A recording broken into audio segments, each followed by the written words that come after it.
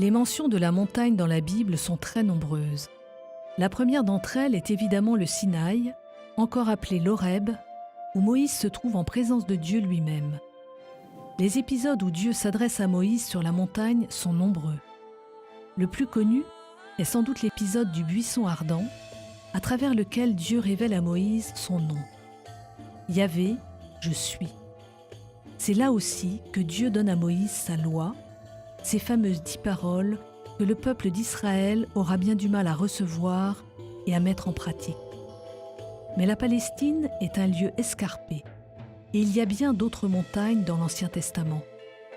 Le mont Carmel, par exemple, qui est un lieu de refuge pour Israël en danger, mais aussi un lieu de manifestation du vrai Dieu.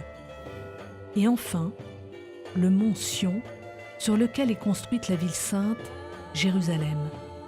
Partout donc, la montagne est ce lieu où terre et ciel se rejoignent, permettant la communication entre Dieu et les hommes.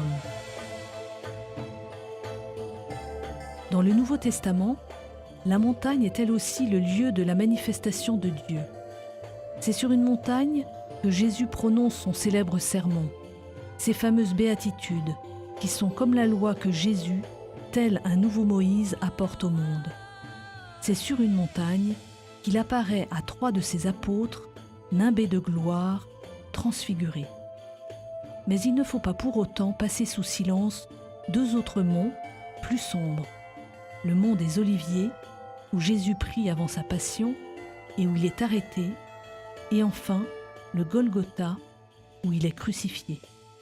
Ces 2 monts sont apparemment moins triomphants que le Sinaï ou le mont des Béatitudes, mais ils indiquent clairement où Dieu est désormais présent, au cœur même de la souffrance des hommes qu'il vient transfigurer et habiter de sa présence.